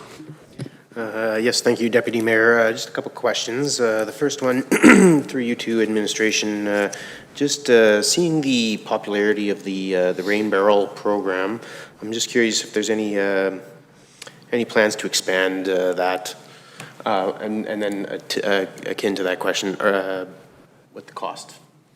Yeah, I appreciate that. I think every year you alluded to the sellout. I think every year that I've been involved in it from a council perspective, that's been the case, and always questions about more. Could we get more? So I appreciate the question, Councillor Meyer. To administration, please. Through the Deputy Mayor to Councillor Meyer. I believe it was one of the first years I was here, we actually started the program, and I know at that point in time, it didn't necessarily sell out. I know that over years, it kind of got more word of mouth, more interest, and more uptake, and eventually I think we did start getting numbers around 350 sort of thing in terms of how many barrels. There were a couple years, I think during the COVID, that there was a little bit left over in particular, so I know they have been kind of slowly keeping that number about 200, 250. I wouldn't be surprised next year if maybe they try to pump it up there, but a little bit of that is also working with the vendor that puts it on for us, just to make sure that they're comfortable with that number. But again, it is something I can, you know, I guess propagate on for my own work or interaction with the project that, you know, more might be better given we've seen such a good turnout for a number of years here. Thank you. I believe there's a question there as well about the cost to residents to purchase a Rain Barrel, if you happen to know. Through Deputy Mayor to Councillor Meyer. In terms of the cost, I have not been directly involved with for several years. I think it's usually about $90 or less for the Rain Barrel. I know they basically sell them at cost. That's kind of the arrangement that we typically have with the vendor that participates or partners with us on the project. Perfect. Do you have a follow-up there, Councillor? Not a follow-up to that question, just additional question. An additional question. Just turning to page 85 at the bottom there, it speaks about recycling and organics program. Just for some clarity to understand those numbers, 514 tons blue bag, 1,700 tons of organic material, and the 2,500 tons of residential waste. Is that when it says 48% diversion, what is our total? What is our total then? Through Deputy Mayor to Councillor Miles. I don't have the information directly at hand here. I know that in the past, sometimes there's a difference between what we collect just at the curb collection versus what we collect with the recycling center. And sometimes that changes what that number is. So if there's a little difference in terms of what I said in the presentation for those numbers, I believe that's part of it. So I don't really have the numbers right in front of me. It is something that we could get back to you on if you want to know more in detail. Yeah, that I can, that can be in an email after, would be fine. Okay, thank you. We'll do that.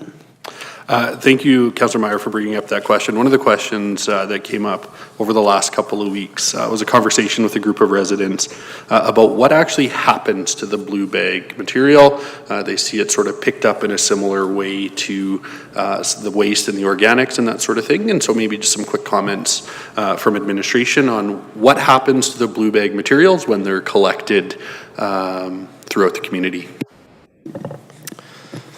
Through Deputy Mayor to all of council.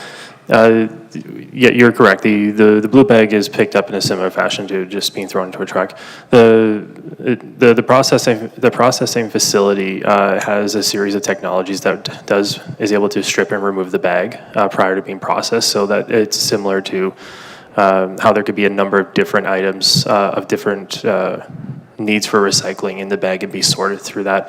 Part of the reason for asking for this type of bag is, one, it's a color-coded thing for the operators to identify easily to know it's for recycling. And the other part is the materials are generally very light, and the machinery and the technology at the processing plants can remove them more effectively. Okay, thank you for that. So it's not a matter of different color bags still in the landfill. The materials are processed, sorted, and then recycled accordingly from there. That's correct. The bag is stripped out so that the remaining materials can be recycled. Thank you. Councillor Laurie, please. Thank you, Mr. Deputy Mayor. And I'm going to continue on that line of questioning. So page 85, 86, the chart that kind of talks about it. Still focusing on the waste diversion. So our target is 70% waste diversion from landfills by 2030, which is only 5 years' time from now. We're saying in this report that we're trending at 48% diversion. Just when I'm looking and doing some calculations in my head, based on the numbers that are presented of the 514 tons of blue bags, 1744 tons of organic material to 2,400 tons of residential waste, again, that's pretty close to that 50-50, somewhere just slightly less than that.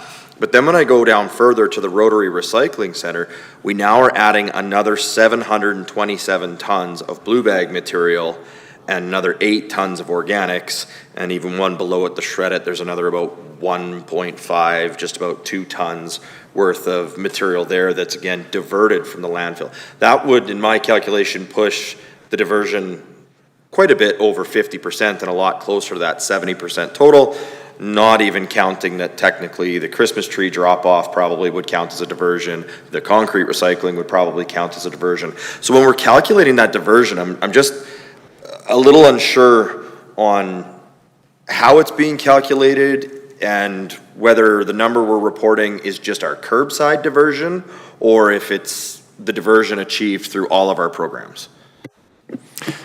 Through your Deputy Mayor to Councillor Laurie and all of council, apologies for the stuttering there. You're correct. So there's a number of different ways that we can evaluate and report on diversion effectiveness across different areas where the town has interface points to collect these materials. The town relies on information provided by its contractor through its audits. As they go through the community, they do checks and report that through the due course of their work. There's also information that's reported through other events. You brought up the shredded event that's in here, as well as our own reports through our staff. Certainly, that's something we can consider how to better promote the bigger picture, so to speak, across all facets with future iterations of this report. We do feel that it's necessary to give all the information in the context that we've been receiving the information for council so that it's digested in the appropriate way it was intended, not to mix up the stats, so to speak. So we can take that comment away for future reports and see how we can paint that total picture later. And certainly I can probably add some dialogue into the response that I'll give later for the email requested later. Go ahead. Absolutely. Thank you very much for that. I think that's important because as we reviewed that environmental master plan, the goal is 70% of waste diversion, my understanding at least, was on the whole. And that was inclusive of all the programs. And so I think we need to make sure that when we're reporting that percentage number, that percentage number is the same. And it looks like on this report that percentage may have just been the curbside, which again is only one of those methods. That's why we have all of the other programs we do that have been fantastic, whether it's the electronics recycling, which I don't recall seeing the electronics recycling even noted in the recycling and organics chart to show how much was diverted there. I believe it was mentioned somewhere else. I think I had read it somewhere else in the report, but it's not like we don't see the volume as we do for all of the other programs. I know we also had the tire program, which I understand that has actually ended, but that was in 2024, so I would have kind of thought maybe you've seen that in there. So appreciate the takeaway on it, and look forward to seeing the response that comes back. And then I don't know whether there's an edit that maybe can be made to the report and have it republicized. Thank you. Through Deputy Mayor to Councillor Laurie. On page 79, it does speak to the electronic waste pilot program, but you're correct. It doesn't have any specific isolated numbers on there. I don't know if we'll have that specifics for this report this year. It does, all this information has been collated over the year, but we can see what we can find and send out to council. Excellent. Thank you. Thank you, Councillor Laurie. Going to turn to Councillor Hansard, please.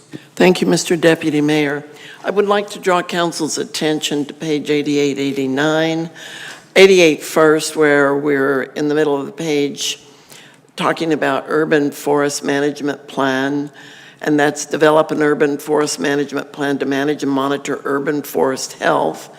And that's actually in an inactive status because we're waiting for urban forest strategies to be developed, which is scheduled for 2026 through the 2024-26 corporate plan. The next item down is Arbor Day corporate sponsorship, which seeks to have sponsorships for Arbor Day to increase tree planting. If we jump over to the next page under Trails Master Plan, that's in the bottom two green sections there, where that's one example, that piece is one example of several throughout this whole report where we're referring to the green space, the trees, the Stony Plain tree cover forest, etc. And I'm reminded of a number of years ago, Councillor Darren Badry raised an alarm in council. It came forward then later a couple of different times, and we would meet in the pre-meeting and study the maps, and he had planning supply some historic photos of what the tree cover looked like in Stony Plain in years past and what it looks like now, and that was several years ago, because the typical developer will go in and take down all the trees and then build houses and plant new trees that have to grow to create something that looks like tree cover over the town. All of this was in a process where council passed a motion to create Arbor Day. And we certainly do have Arbor Day every year, and it's a wonderful event. One of the most successful that I participated in was the one last year on Brown Street in that little park. I think there were 17 gorgeous trees that were planted there, and the whole community came out. People from other communities came. It was a wonderful thing to see. What I wanted to mention was councils have put forward the motion and we are supporting that. But when we go back to page 88, how do we, I realize everything takes time. You can't do everything at one time. But if we are waiting on a urban forest strategy to be created before we would see corporate sponsorships approached to create a larger number of tree plantings for Arbor Day and throughout the year, how long does administration believe it would take for us to begin to see the urban forest significantly increased. And I mean the planting of the trees. They'll be tiny. We won't see it from any, overhead photos. But in time, we do put back the trees. And every year, you don't have to be a rocket scientist to see that when you drive through neighborhoods, people are taking down trees and where the roots are compromising their foundations or sidewalks. I myself donated 2 trees years ago to Rotary Park before they got as huge as they are now. But I'm just thinking that I know it's there and I know we're going to address it, but every year that it is delayed is a lot of tree plantings that are not happening.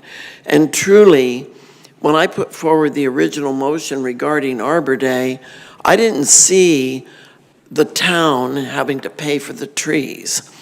I didn't just see 20 trees or bushes or whatever planted per year by the town. I pictured people in town wanting to plant trees and have them maybe plaqued or something to recognize their loved ones, memorialize their loved ones. Could we be brought in a little bit on what is in administration's minds about how that gets underway, and is it really no way to move anything faster than waiting on this urban forest management plan to be created and implemented?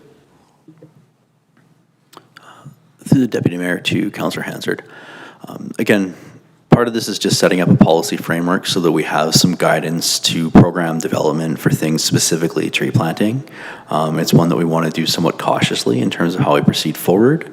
I'll say typically we do get inquiries each year from residents wanting to plant trees. Often we do kind of try to actually encourage them to work with us during the Arbor Day planting when we have some, I guess, a tool or a medium by which to do and entertain that. Part of the intention of doing sort of a plan or a strategy for urban forestry is really to document some of those indications that you had mentioned previously, in terms of like what is the tree canopy. That takes some time to get the solid data analysis to be able to do that and understand, and use that then to actually build a proper framework for urban forestry moving forward. So that's one of the reasons why they've kind of been staged in that sort of a format, is just because we wanted to make sure we do things right when we start going. I know our operations group looks after our trees, and there's always more to do, I guess, in the tree portfolio. But again, it is something that we are very aware of and something we are looking forward to doing as this plan continues to work through it. Yeah, and Mr. Deputy Mayor, maybe if I can just provide a little bit further context there too, and I think it's important to bear in mind too that our operating budgets do contain funding for replanting and funding for pruning and all of that. Oftentimes, as I think the manager mentioned, we do want to at some point create a good, strong policy background and perspective, so to speak, for anything that we do. But if we're unable to do that for one reason or another, we continue to we just operationalize, even sometimes without those broader policy documents. We will still continue to plant trees, remove them if needed, run programming for black knot and so on and so forth. Sometimes our policy is in front of our work. Sometimes our work is, our policies will be catching up to the actual work that we undertake too, so. Thank you, Councillor Hansard. I see another hand there. Go ahead. I just wanted to add on to something, and I'm not prepared to put forward a motion for the reasons just brought up. Planning is working on this, and it's a process. We have to get used to that word when you sit on council. Everything doesn't happen when you ask for it to happen, or even sometimes shortly thereafter, and it is a process. But one of the things that strikes me that perhaps planning could do, and it's a suggestion only at this point, when developers are choosing trees to put in front yards of the homes they build, because we have a requirement in most subdivisions that they put in trees, that the types of trees, whatever family of trees, it is that does not have the roots grow straight out like this, the creeping roots, those should not be encouraged to go in front yards where they interfere with sewer lines and can get in and damage the town lines. The trees that have a root system that tends to grow straight down should be the only trees that developers are allowed to plant. Because as a person who moved into a former show home and had 7 beautiful blue spruce trees on my yard, I donated 2, 4 more had to be taken out because they compromised my foundation, my fences, my concrete stairs, my deck, and my air conditioning system. It killed me, but I stood out there and watched these trees come down. I've come to the conclusion, spruce trees do not belong in residential property. Plant them out there in the open, and we can enjoy them there, but they do not belong in subdivisions because they do damage, and they will eventually catch up with the 3rd, the 4th, the 5th owner of a property. And it's about $2,000 to take a tree down, unless you know somebody like Harold Palachko who will come with his saw and do that for you. But he never took one of my trees out, though. Thank you very much. Almost sounded like you were offering his services there, and I wasn't sure Well, I could get him another job for sure. I wasn't sure what to make of that. I am going to pick up Councillor Hansard, page 88 here as well, the Arbor Day corporate sponsorship. I went back a little bit because this one sort of caught me off guard, only in terms of the naming of it. So I'm going to look to administration. If I'm not mistaken, we have now, as of this last year, sort of renamed our Arbor Day program as Gather and Grow Day. Is that correct? And it takes place in, I think, late September, sort of late summer, as opposed to Arbor Day, which is in April. So just wanted to make sure that we're talking about the same event here. Through the Deputy Mayor to all of Council, that is correct. I will note that it is, I believe it's, I want to say Community Day or Family Day, something to that effect, and Arbor Day, that we've been partnering the 2 different initiatives together collectively. That has been the case the last couple of years. I believe it's still continued to be, but I would just caution that it is the 2 groups working together and that it may be done separately in the future. But again, that is correct that in the past couple of years that has been the case. Yeah, Neighbors Day, I think, and Arbor Day. correct. Yeah, the only reason I bring it up is certainly as residents are listening, we hear Arbor Day. Arbor Day is April. I think what we're referring to here is sort of our Arbor Day, which has tended over the last few years to happen later in the summer, combined with Neighbors Day as Gather and Grow Day. And so when we're talking about even those sponsorships, if someone's listening that wants to be a part of that, that's sort of the time frame that we're looking at. I'm going to look to my left. Any other additional questions, comments? Back to my right, Mayor Choi, please. Thank you, Deputy Mayor. I'm just going back to the numbers and percentages of curbside pickup. I think that was on page 104, I think. Was it 104?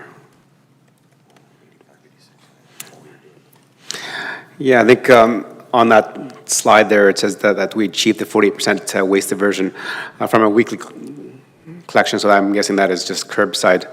But also, I've been tracking the math over the last few years, and this last year on this update, we're averaging about 56% rate diversion. In the past, we've gone as high as 59, 60%. So that's disconcerting for me as looking at this. If our target rate is 70, but we're having a slowly rollback of that of those numbers. Can administration provide any highlights of background on that, or sort of an understanding of what's happening, and if there's anything that council can do to kind of increase that understanding of a target, and then trying to make that 70% by 2030? Administration, please. Through the Deputy Mayor to the Mayor.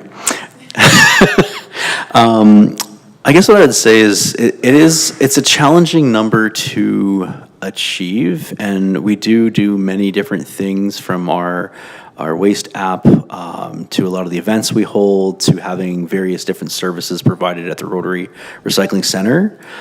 But ultimately, this relies on the individuals and our community members to make it happen. So, you know, I do know that I have seen those numbers fluctuate over the decade or so that I've been with the town. We have gotten, I'm going to say, close to 60, I think, a couple of years. Unfortunately, it may not be that high this year. So really, it's just a constant effort to try to keep promoting it, adding new services, seeing what works in our community, and really trying to make that take place. But again, it is, you know, kind of like the market dictates certain things. It is human behavior or personal choice in terms of how people enact this. So there's definitely a challenging aspect to make sure we reach that, that is somewhat beyond the town's control, but definitely something we can influence through our actions. Yeah, thank you for the comments. One of the things, Mr. Mayor, that sort of came to mind for me was I wonder how many people are actively taking their recycling over to the Rotary Recycling Center as opposed to putting it out at curbside and those sorts of things. And certainly that would skew those numbers as well if people are taking it over and dropping it off as opposed to having it picked up curbside. But certainly a great question. Any follow-up comments or discussion? Yeah, thank you. Yes, and when I added those numbers together, that's a 56% diversion rate, so it's a lot higher than the 48% that's reported here for curbside. Has the administration chatted with the city of Spruce Grove in terms of the number of Stony Plain residents that use that facility? I know when we use the recycling coach app, and you can enter different items in there if you don't know where they go, and sometimes it tells you to take it to Spruce Grove Recycling Center. So is that also taking our diversion rate down as well, because now we're not tracking it, it's in the municipality? Through the Deputy Mayor to the Mayor and all of Council, it is a factor. One of the challenges and opportunities that we have in the Tri-region here is we do have various recycling centers in different communities that all members of all communities can use or do use at times. So it is definitely one thing that is challenging, is that even when we calculate those rates with the 56%, you know, it is some assumptions baked in there in terms of all of our residents using our recycling center and reporting that. How much is that perhaps from Spruce Grove's residents? How much are our residents going over to Spruce Grove and using theirs? So again, there is some definite cross there. I know some of the past work I've been involved with, you know, we see that as an advantage because we have, you know, different numbers or different hours of operations and some things that allow some additional flexibility across the region. But again, it is definitely a challenge when discussing those numbers. Mayor Choi. Thank you, I appreciate it. And I think that might be a regional conversation or a regional success story as we continue to kind of navigate this pillar of our community. Also, you know, personally, I've taken many things to the take it or leave it location over at Parkland Transfer Station. So therefore, it's taken also outside of our community too, so it doesn't show up in these factors that might have been recycled or taken away from the garbage landfill. So I think this should be a regional story that should be shared and succeeded together as the three municipalities working together. Thank you, Mayor Choi. And just to tack on to that, anecdotally, you know, I've taken some things, construction waste, for example, to Spruce Grove, and have never been asked where I come from. And so certainly, you know, information that we may not have, they may not have, but, you know, the services are available to residents. And certainly, as we've talked about a number of times, residents in our region don't necessarily see the municipal boundary in the same way when it comes to accessing services. And so certainly some other pieces going on. Going to look one more time to my left and my right. Mayor Choi. Okay. Thank you, Deputy Mayor. In terms of looking at our urban agriculture and a couple of the presentations we've had over the few years about urban hen and also the urban beekeeping, can administration provide where we're at in terms of bringing those back to council? The Deputy Mayor to the Mayor and all of Council.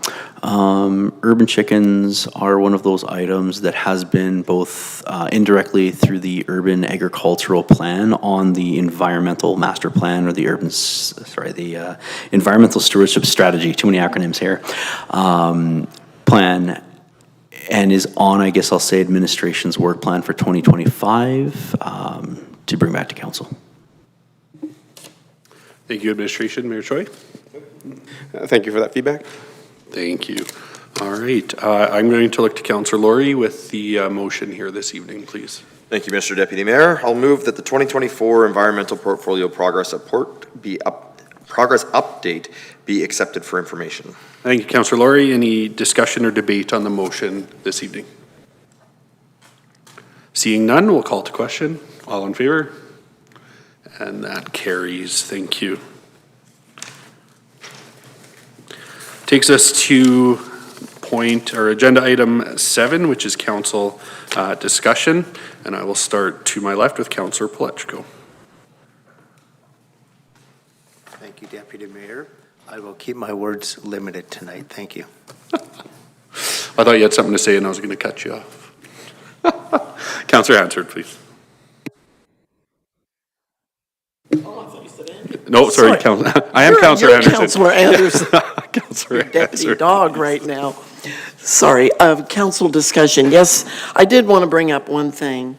I came late to the 80th anniversary celebration for the Stony Plain Library because I had to take my husband to the pain control clinic. Over the years that I've been on council, numerous people have approached me in various places and even called me and talked about accessibility of our downtown. And obviously, there's things you can say, but if you really listen to people, they usually have a valid concern. One of the things that I had my eyes open to is my husband suffered a fall in November, which plunged him by the 3rd of December into the world of wheelchair, walker, and more recently, crutches. And my eyes have really been opened because when you experience this yourself, you have a different perspective. It's different for the person who's crossed that point in their life where you now are not on the well side of things looking at others' needs, but you are part of that, meeting a need in your own family. So keeping in mind that we always don't have the best perspective when we haven't gone through a process that other people are living, and when they come to me, over the years, they've said, our downtown is not accessible. At one point, a few years ago, I don't recall if our current CAO was the CAO at the day, but I think so. Councillor Judy Bennett was there. She's the only one that I can remember, although almost all of council did. We were given a ride on the handy bus, and we were able to be put in wheelchairs and go downtown. That is a hard thing to do when you're not used to operating a wheelchair. Sometimes there was other people there who helped to push us along the way because there's a lot of obstacles at that time just going on the sidewalks. When you got downtown and you didn't have any ramping up onto the sidewalks, it was nearly impossible. And then to go in stores, and we had to go in a selection of stores for a 3-block range on Main Street. I was so exhausted I couldn't even function. And most everybody was. And not only that, but we realized many of the entrances and the spacing of aisles in the stores doesn't work for people. But what this is bringing me to is all the beautiful work that was done. A lot of it took place on the Main Street during the term I was not on council. And so I'm very grateful for that. And I've had a few people approach me, even in this term, saying our downtown isn't really accessible. And I'm saying, but look at all the work that's been done out there, and we've made it very accessible. Well, I discovered something that takes on a different definition in the winter. And this is not a complaint about public works, but it's bringing something to the forefront that maybe needs to be looked at a little more carefully. I recently pulled up in the 2 handicap parking stalls in front of the CIBC Bank. I needed to get my husband out of the car and into the bank, but when I parked in the nearest stall to where he could access a ramp more easily, that didn't work because the snow removal off of the beautiful jut-out curbing that we've got down there was not taken right down to the cement, and there were two hills like this coming down from the big pile of snow, and we ended up with me having to leave him, tell him, don't get out of the car, help him get his leg back in, get back in the car, back up, move over to give him more room. I said, don't get out of the car. I get on the other side, and he still can't get out the door because so much snow and ice. And even if he had been able to get out and stand up properly on his crutches, because he's thinking he's more mobile now, and he's able to get around without the wheelchair or walker, we couldn't get up over the curb because the store owners had removed the snow and ice from their sidewalks, I assume, and piled it along the curb. I found it in front of Bing's Restaurant, found it in front of the Fresh Grill downtown. I found it all over the place. But when they're clearing their ice off of the sidewalk, if they just pile it on the curb, you have to, wherever you park on that block, you've got to come all the way down to the corner to get on a ramp to be able to get over it, because somebody with a wheelchair, walker, or crutches cannot get over those huge furrows of ice that are piled up, and they're dangerous, extremely dangerous. So I don't know if there's some way to communicate with store owners that they can't just pile it on the curb, or worse, throw it out into the street. And yet they don't have yards to stack it up in. So what are the business owners supposed to do with all of that they take off the street? And if the town is removing that, what are we doing to do it better? Then I come back to the town office, and lo and behold, one little area right in front of the sign, the big Town of Stony Plains sign out there where the waterfall is clear, but all along the street, the piles of ice chunks are so thick that there's no way anybody needing help can get past it. So I'm just bringing that before council because I promised some people that I would. 3 people that I know saw me struggling, including the bank manager, who came out to open the door to see if she could help us get my husband inside. I didn't cry, but I felt like it, and I felt bad for him because he said, I had no idea this could be so difficult. Just to come to the bank, that's the only place he needed to go. By the time I got him out of there, I said, don't come to the car. Come to the corner. I will loop the block, and I don't care who's in my way. I'm blocking traffic, and I'm going to pull up right there because the ramp was clean down to the car, and he could get in. I then went to the library and arrived late for the 80th anniversary of the library that they celebrated. But honestly, we need to do better. We've got to put all this money, millions of dollars, into everything that happened on Main Street over a 4-year period of time, and we still, in the winter, have an access problem for those who have needs for equipment to help them along their way. And we do, if we really are an embracing, inclusive community, it definitely needs to include all of those who need assistance to get around and mobilize. The truth is, we are all the blink of an eye, one accident, one illness from being in the same exact position. So I do appreciate the work that was done that made things passable after we got over the ice humps. But something should be done about that, and I know administration will think of something that we can do to improve it. Thank you. Thank you, Councillor Hansard, and a very timely conversation, certainly something that we've talked about on council. I know we've got an accessibility audit to come back that's looking at municipal facilities and what we can do to eliminate as many barriers as possible. One point that you raised that I'm actually going to look to administration for some comments was specific to Main Street, and I had the same question as you were speaking.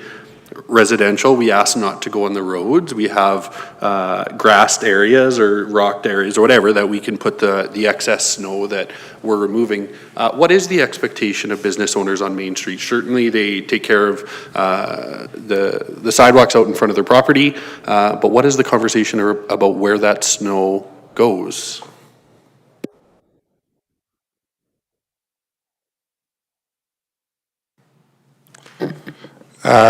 Yeah, Mr. Deputy Mayor, I can respond to that. In the downtown area, we generally will allow or encourage that, I mean, that snow from the sidewalks is to be put onto the roadway to a degree, if required, if necessary, depending on the specifics of the spot, so on and so forth. I mean, essentially, because there is literally nowhere else to put it. It's one of the reasons that our downtown, Main Street and some of the side streets does receive a higher level of, removal is to account for that. So that's the short answer. No, and I certainly appreciate that, and I wouldn't have known that actually if a business owner asked me that question. And so maybe just a quick follow-up in terms of road priority. I know we have some arterial roads that take priority. Where does downtown sort of fit into our snow removal? Certainly, if we're pushing snow onto the roadway, we would want the opportunity for Public Works to come in and remove that prior to business opening, and vehicles actually now parking in those stalls, which sort of compounds the problem that Councillor Hansard has spoke to. So in terms of removal, where does downtown fit into our priorities? Thank you, Deputy Mayor, and all of Council. The downtown location under our snow and ice control policy falls within 72 hours. So that's just after arterials and school zones. Thank you for that. And 72 hours sort of sounds like a long time, but when we're looking at the length of road and such that has to be maintained, certainly can appreciate where that time frame comes from, and possibly a discussion for council, this council or future to discuss that service level and what it might take to speed up that process for some of those key areas. So thank you, Councillor Hansard, for bringing that forward this evening. I'm going to turn to Councillor Loynes, please. Thank you, Deputy Mayor. As mentioned briefly by Councillor Hansard, happy 80th anniversary to our Stony Plain Library. I was not able to attend as I was having some family time, but I wish them all the best. As well as I wanted to mention that Parkland School Division has just canceled buses due to the cold weather once again. So everybody be safe out there. And that's all for me tonight. Thank you, Councillor Loynes. Certainly, I think the forecast is wind chill below -40 this evening and into tomorrow, and I believe that's their threshold and wanting to ensure student safety. So thank you for sharing that this evening. I'm going to turn to Councillor Laurie next, please. Thank you, Mr. Deputy Mayor. I'll also add on, it was my pleasure to bring greetings on behalf of Mayor Choi and behalf of Council to the 80th birthday of the Stony Plain Public Library. It was an incredibly well-attended event, and it was great to see how much the library truly means to this community and just reinforce the decisions that were made in regards to the investment put into the library and bringing it downtown and how much it's flourished since that time. So that was, again, a wonderful one. I do have a question to administration. Latest we're hearing in the news is that the Edmonton Transit Services is moving away from the ARC card fare system. I'm just wondering how that may impact our local regional transit system and if we have any plans in respect to that in changing our payment system. Your Worship, Mr. Deputy Mayor, your sub-worship through to Councillor Laurie. I don't have any details on that, so certainly I can find that tomorrow and send you an email with respect to that. Send all of council an email with respect to that. Excellent. I appreciate that. Thank you so much. And again, the challenges that we face in trying to operate or cooperate regionally in a transit system while operating a multitude of different transit systems. The ARC card fare system was a great fare system that was supposed to allow passengers an opportunity to seamlessly transition between the systems.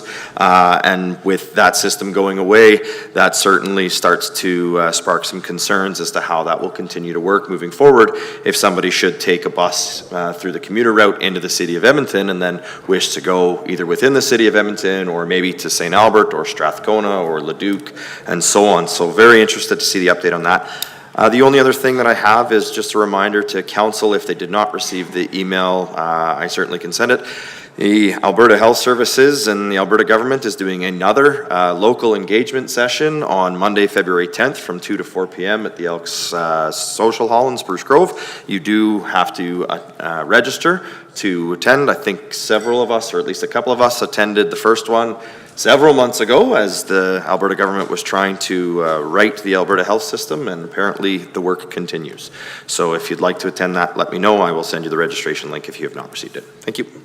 Thank you, Councillor Laurie, and certainly would encourage public to register. I know we have lots of conversations with residents about healthcare in general, but we are just a conduit and an advocate, and having the opportunity to speak directly to our provincial representatives will have tremendous influence, and so would encourage residents to take advantage of that opportunity. So thank you for bringing that forward. Councillor Meyer. Thank you for picking me last again. Oh, well, he's the mayor. Anyhow, I'm just, I would just tack on to Councillor Laurie's comments about the library's 80th anniversary, birthday.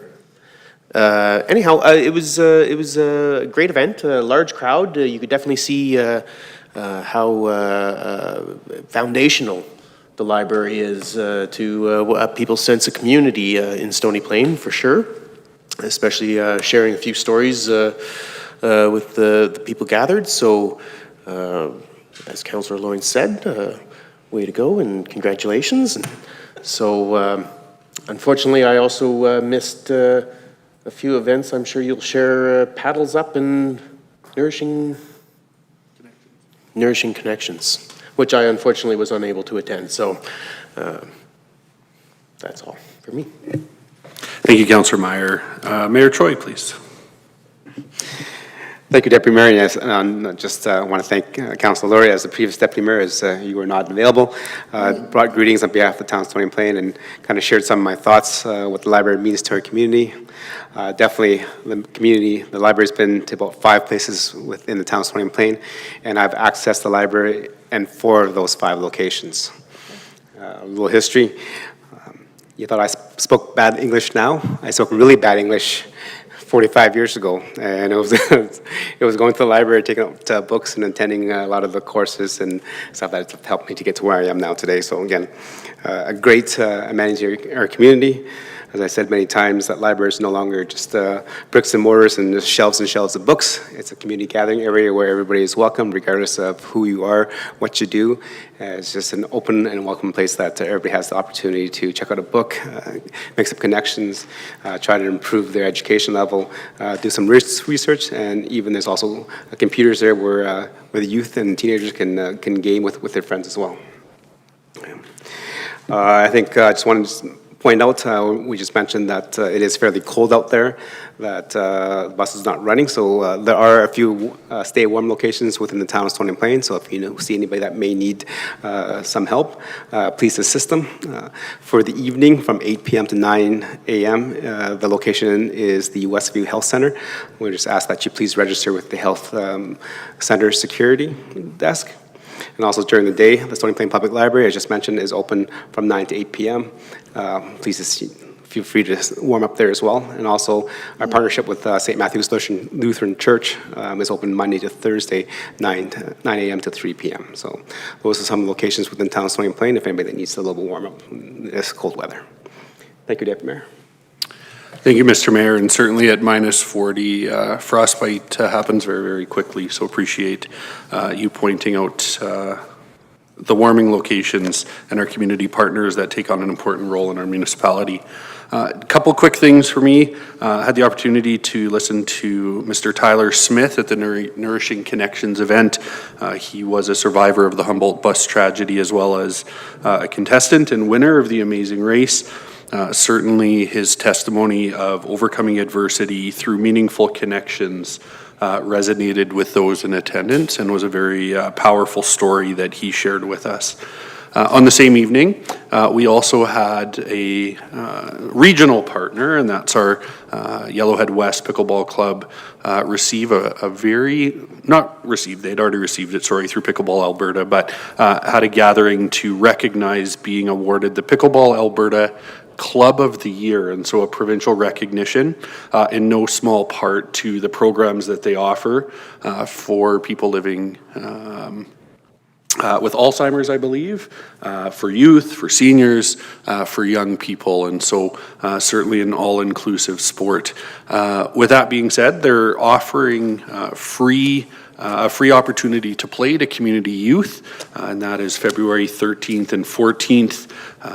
Free opportunity to come out. You don't need anything, just a willingness to play and to learn.